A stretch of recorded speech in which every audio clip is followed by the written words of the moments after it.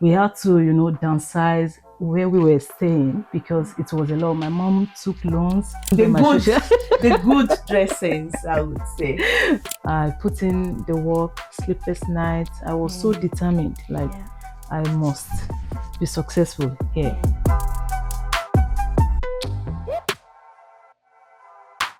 Hello and welcome to another edition of The Meet Show. On The Meet Show, we have guests come around to share their life's experiences, especially their journey into their successes, into what we get to know them to be now. So today's edition is tagged Meets an Achiever. Yes, everyone is an achiever in their own right. However, this particular guest is, I would describe her as a quiet but giant achiever. She is a scientist. She is a STEM ambassador, and she is a board member of one of the top universities in the UK. So join me as I welcome Tolulope Owonibi onto the Meet Show. So thank you so very much, Tolu, for coming around and to share your very inspiring story on the Meet Show. I've done a bit of introduction. However, I would still like our people to get to meet you, to know who this amazing lady is. So over to you. Thank you for having me. I'm so honored to be here. And my name is Tolulope Owonibi, and I grew up in Ibadan. I schooled in Ibadan, Nigeria, for those who are not Nigerians. So I relocated to Germany. I schooled in Germany as well. And I'm a STEM ambassador. I'm also a clinical project coordinator. I'm a visiting lecturer in one of the universities here in the UK. So I'm based in the UK. I'm married to a great man, Dr. Eitayo Owonibi, and I've got two lovely kids as well, Tomilayo and Temilayo, 9 and 14 years. And I'm passionate about God. I love God. And I'm also passionate about music because I sing. And also I'm passionate about raising godly and great children. So I'm so honored to be here. Thank you for having me once again. Thank you so very much. I know you're being modest telling us about who you are because, I know that you're more than what you've told us today. But I believe that as the interview unfolds, we'll get to know more about this. My quiet but giant sister here. So Tolu, would you like to share your growing up days, your childhood with us, if you don't mind? How was it? Wow. Okay, so let me start by saying that my childhood was really a good one. I loved it. I mean, because I was raised by a wonderful dad, a wonderful mom as well. So I had a great one. I had this fatherly care, the motherly care, was there. So, and I would also say that I was a lovable child. I would not be in a room and you would not, you want to ignore me. I was just that kind of a child. And I would say I was well-rounded. I was sound academically to the glory of very God. obvious. And I sing as well.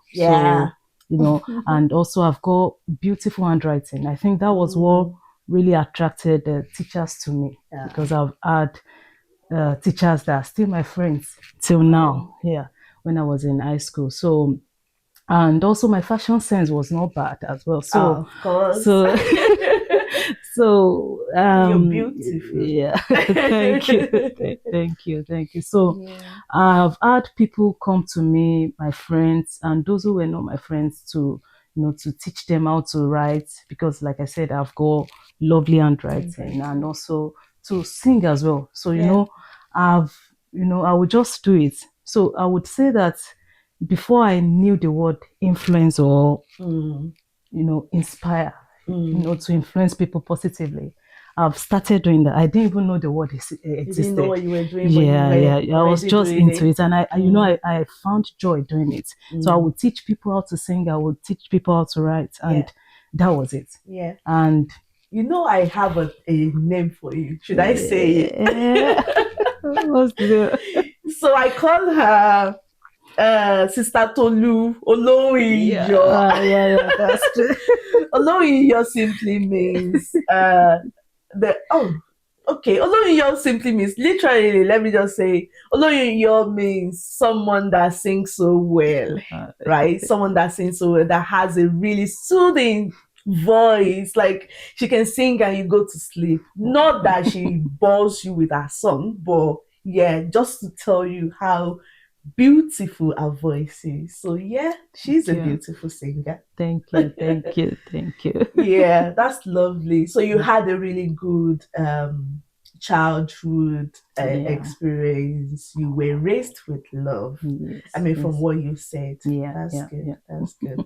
So you turned 40 recently. I was privileged to attend the birthday party, but there's something that stood out for me, which was your mom's huge presence. So that kind of stirs something in me that, I mean, this woman, obviously mothers are amazing and all, but I mean, the way I saw your mom, the way I saw the relationship between you two, I just knew, no, this is beyond, what we know mothers to be. So tell me, has there been a defining, is there a defining thing that your mom, or role that your mom plays in your life, apart from her being your mom, obviously?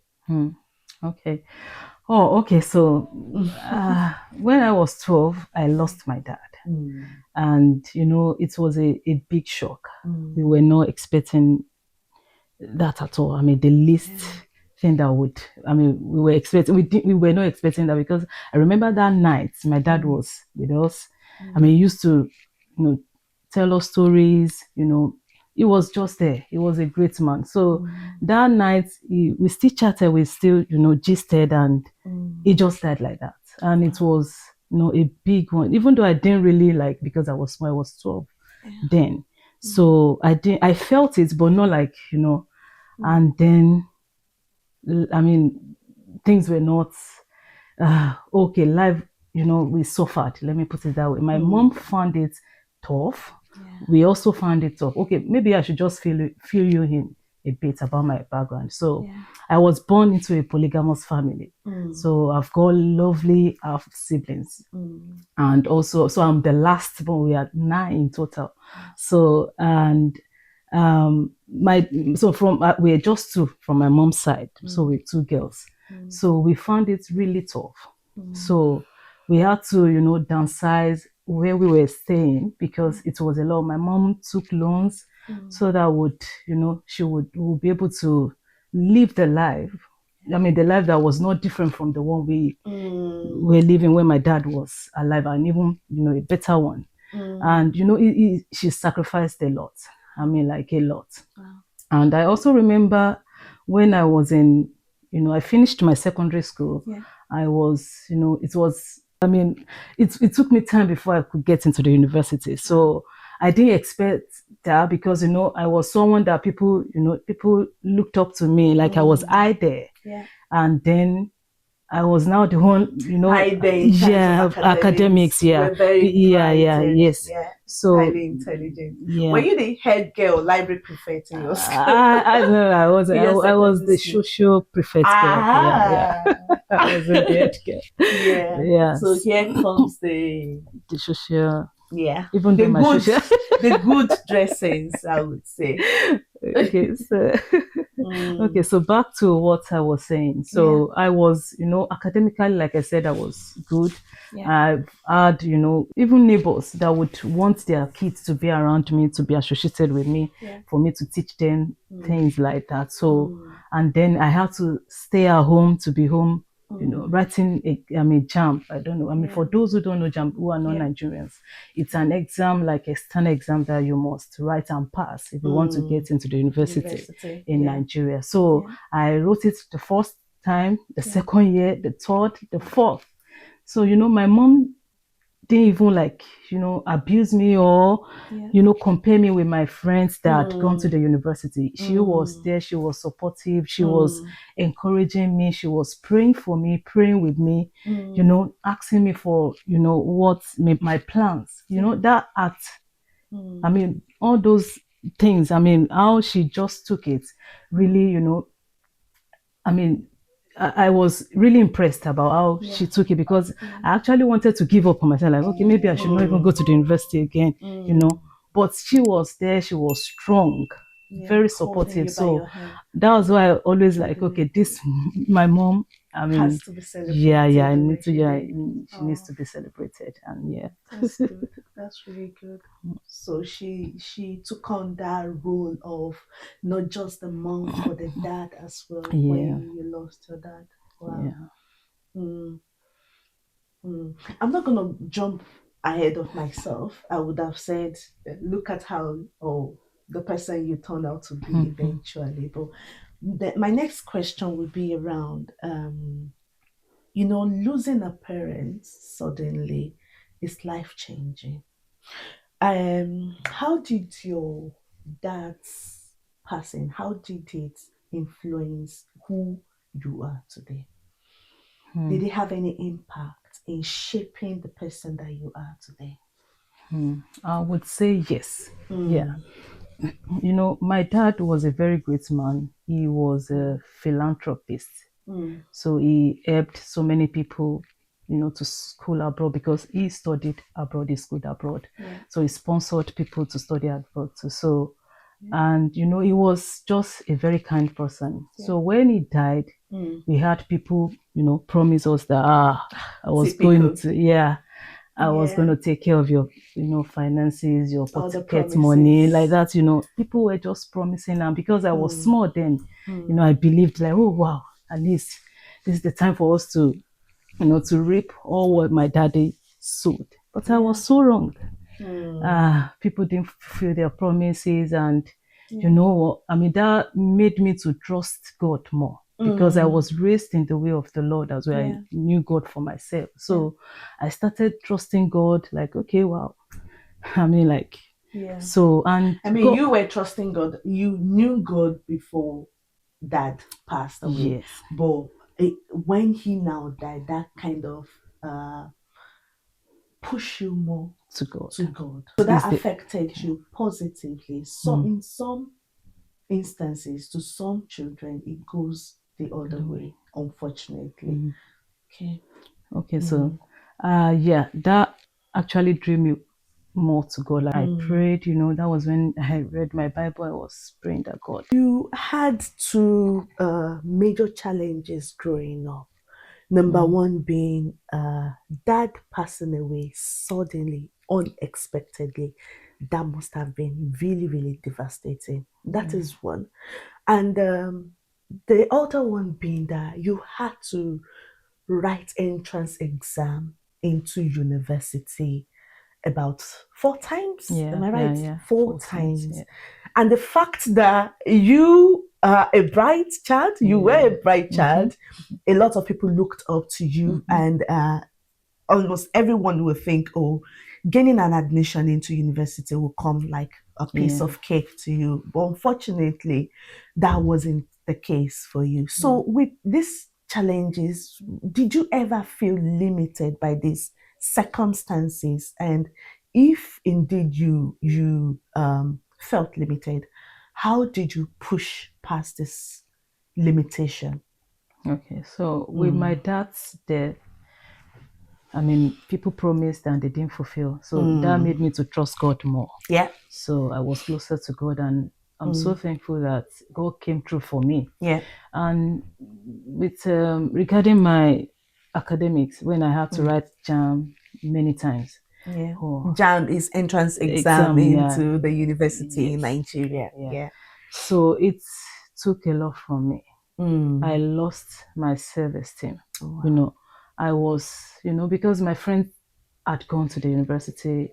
I didn't even go through, I didn't enter the university through JAM. I Yeah. went through this pre-degree remedial Yeah. because I attended University of Ilorin.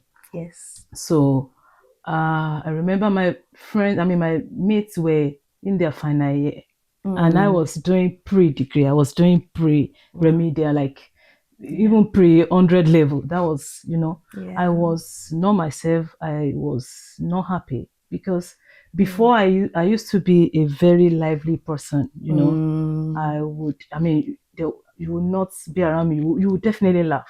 But that Mm. took, I mean, took a lot from me. Yeah. I now, I was so reserved. Reserved. Yeah. I You was kept to into yourself. myself. I Mm. allowed that to consume me. Wow. I mean, it was a lot. So even till Wow. now, I'm still, still struggling to get out of my, you know, Yeah. self. Like, okay, come out, Tolu, come Yeah. out. To come up now. So, but yeah, yeah, I am today to the glory of God. Mm. I'm just so Right. thankful I for think you're yeah, doing amazingly well yeah, anyway. I think you mm, are. You are. And you're such an inspiration to a whole lot of people, mm, including myself. wow, Yeah, including myself. We'll get to that in a minute. But yeah. so later on in life, did you face any other limitation? Obviously, now I mean, before Mhm, you are the Tolu that we know now, mhm. later on in life, did you face other limitation at all? Yeah, I Mm. faced so many, Wow. but one that came to mind. I mean, that I would like Mm. to share Mm. is the one when I relocated to Germany. My husband was doing his PhD, Yeah. and the visa I had then, I couldn't use it to work to study. Wow. So it was a lot for me. I had to, yeah, and because of the language too, The I don't know, language language barrier. barrier. German is one of the hardest languages in the world. Yeah. So I was okay, money too, because we were not like financially okay Very then brilliant. too. Yeah. So it was just like, okay, how do we go about this? Yeah. I mean, my life was just like, it was as if I was in an open space Mm. rather, with Mm. surrounded with tall walls. I Wow. couldn't get out. I mean, I was just stuck. I was just there. Yeah. So the language, the Mm. social interaction, the Mm. system just restricted me. So I had to, I can relate to that. Your story is very, very relatable. But yeah, we give God the glory. yeah, yeah. God is good. Yeah. Yeah. So I had to put in for the German course, Mm. and I had to because I didn't have choice, and Yeah. I eventually became a German citizen. Mm. And also for the program because I was wanted to do my masters. Yeah. So and then I And this was was in your 20s, 30s, right? yeah, yeah. Mm. So and I was looking for a program where I would a master's program where I would be able to, because of the language. So I was looking for an international course Yeah. where the language of instruction would be English. Yeah. And also, the course that would at least be related to what I studied Mm. initially. Mm. And also because my husband, as he had finished his PhD then, PhD. so Yeah. we're looking for like a school that would be, closer to where he Mm. was working. So there were so many factors, I mean, that we were just considering then. And I've got a little girl then too. So it was a lot for me. And Mm. I eventually got a course. I mean, I studied hydrogeology, Yeah. and that course was a bit related to chemistry, but Okay. I had to. It was a struggle when I Chemistry first was started. your background. Yes, Yeah. I mean, yeah, Okay. it was my background. So Yeah. I had to, I started from the scratch because I didn't understand most of the things Wow. they were teaching us. So I had sleepless nights. Okay, so life in Germany, you got into Germany and there's this language barrier. You had to learn the language, to learn the culture as well. You had a baby, a little girl at that time. Your Yeah, husband was still studying. So tell us more about then you had to go back to school to study again, to study hydrogeology. hydrogeology. So Yeah. tell us more about life in the Germany and how you transitioned from Mm. Germany to Okay, the other so part of the world. all right, okay, yeah. Okay, so life in Germany was not good. Oh, So I mean, initially it was not good. It initially, was a yeah. lot because Mm, maybe because of before I left Nigeria, the my hopes were high mm, because of how my dad, the story he had told me. He studied abroad, like I said. yeah. So, he was always telling me. So my hope were I so, hope he didn't tell you that you or you didn't have it at the back of your mind that you plug money from the yeah, trees. Is that part of yeah. your Yeah. yeah? Okay, so my hopes were really high. But Mm, when I got to Germany, it was a different story. Uh, I can so imagine. I had to start from the scratch, Wow. and it was a lot for me. But Mm, like I mean, I was able to scale through. So good. I put in the work, sleepless nights. I was so Mm, determined, like yeah. I must be successful here. Mm, So I mm, think that really, helped me, the work mm, I put into it, and yeah. God grounded. So Mm. it was, I mean, I just thank God, really. So Yeah. tell us about your transitioning into the UK and Okay. how has life been so far? Oh, okay. So we moved to the UK. My husband, my kids. So now I have two kids. I have two. So we moved to the UK, and when I moved to the UK, I mean, before I moved, I was an hydrogeologist when I Yeah. was in Germany. So when I moved to the UK, I was looking for a job where that will be family friendly, that will be able Mm. to, The balance balance, work yeah. and, Apply career. balance. Yeah.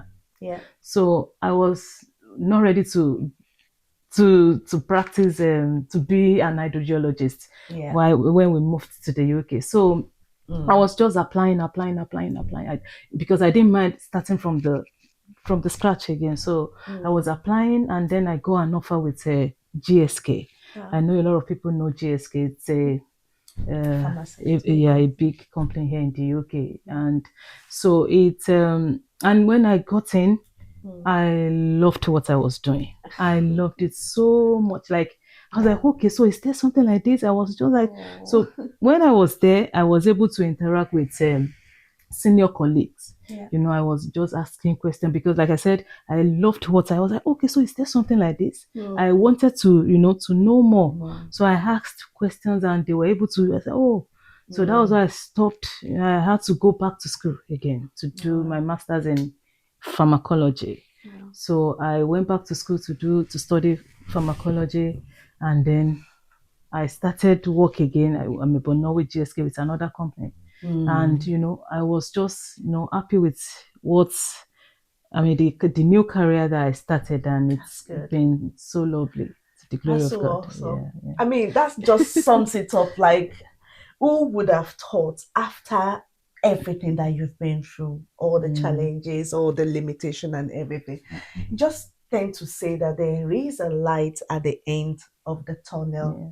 especially for those people who are ready to persevere, to Mm-hmm. put in the hard work which you have done. That will lead me to my next question. Mm-hmm. Did your upbringing influence your work ethic in any way? Because from what you're saying, I can say that you are one strict and a very serious minded person, Okay. career person whose goal Yeah. is just to be Thank successful you. in life. So Yeah.